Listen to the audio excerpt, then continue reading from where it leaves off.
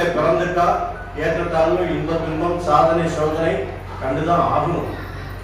அப்போ பிரபாவரம் அடையிறதுக்கு என்ன தகுதி வேணும் அப்படின்னு கேட்கணும். அப்ப அதுக்கு ஒரே ஒரு தகுதி தான், நீங்க உண்மையா இருக்கணும்.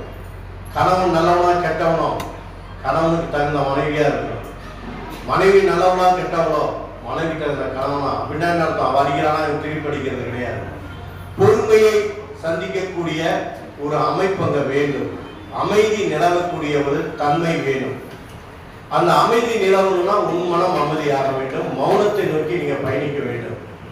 ஒரு ஈகோனால சண்டை வருது, ஒரு பொருளாதார சிக்கல்னால சண்டை வருதுன்னா அதை ஒருத்த ஏற்று அமைதியான சூழ்நிலையை அதை சந்திக்க வேண்டும். நாம ஏற்கிறதே இல்லை, திருப்பி திருப்பி சண்டை போறதுலதான் நம்ம நம்மளுடைய பணிகளை ஓடிட்டு இருக்கோம். அப்போ ஈகோங்கிறது என்ன அர்த்தம்? தான் உயர்ந்தவனா நீ வேணா பார்த்து சண்டை பண்ணி அது எங்க நடக்குது? இல்லறதுலதான் அதிகமா நடக்குது, வெளியே தான். அப்புறம் அப்போ ஒரு குழந்தை பிறந்து வளரும் பொழுது அவர்களுக்கு என்ன புத்தி சொல்லணும்? உண்மையை போதிக்க சொல்லுங்க, உண்மையை சொல்லி விடுங்க.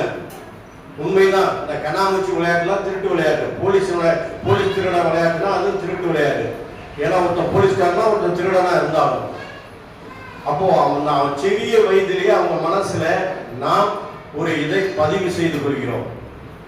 இதை நீங்க உணர்ந்து நடக்கணும். அதனால பிள்ளைகளுக்கு இன்னைக்கு இருக்கிற பிள்ளைகள்லாம் நிறைய புக்ஸ் எடுத்துட்டு போது நம்ம படிக்கும் போது இருந்த நாலேஜை விட இன்னைக்கு இருக்கிற பிள்ளைகளுக்கு ஹெவி நாலேஜ் நிறைய.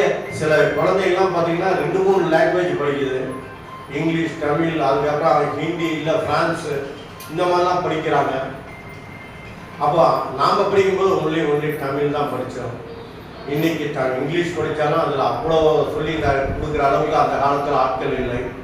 ஆனால் இன்னைக்கு பிள்ளைங்க சிறிய வயதிலே அழகாக இங்கிலீஷ் பேசுங்க. அப்போ அந்த பிள்ளைகள்லாம் நம்ம என்ன சொல்லி வளர்த்துறோம்? நீ டாக்டராவா, இன்ஜினியராவா, நிறைய சம்பாதி, வீடு கட்டு, இந்த மாதிரிலாம் சொல்லிக் கொடுக்குறாங்க. ஆனால் உண்மையாக இருக்கிறதுக்கு சொல்லிக் கொடுக்குறதே இல்லை. அந்த நேர்மையை பாதையை நம்ம வழிகாட்டுறதே இல்லை. எத்தனையோ குடும்பத்தில் இன்னைக்கு ஃபாரின்ல இருக்காங்க, பிள்ளைகள்லாம் ஃபாரின்ல படிக்குது, ஃபாரின்ல சம்பாதிக்கிறாங்க. இந்த பெற்றவர்கள் நீங்க சொத்து பத்துகளை வைத்துக் கொண்டு அவர்களை பார்க்காம தவிக்கிறவங்க தான் அதிகம். அது ஏனோதனமா தான் இருக்கும். அவங்க வாழ்க்கை முடிந்த பிறகு போய் பார்த்து என்ன பிரயோஜனம்?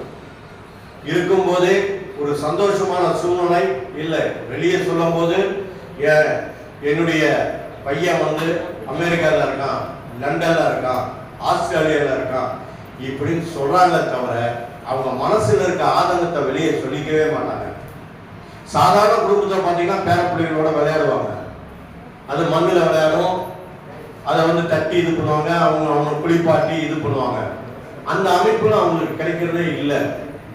அவன் வந்தாலுமே டைம் பீரியட்ல ஒர்க் பண்றான். இந்த டைம்ல வரணும், இந்த டைம்ல போகணும் அப்படின்னு அவன் ஒர்க் பண்றான். அவன் வந்தது மிஷின் மாதிரி வாழ்க்கை, வந்தனே போயிடுறாங்க. அப்போ இந்த பந்தம் பாசம்ங்கிறது அமைப்புக்கு இடமெல்லாம் போயிடுது. அப்போ பிள்ளைகளுக்கு சம்பாதனை முக்கியம் போல வாழ்க்கை முக்கியம். இந்த வாழ்க்கையுடைய நிறைய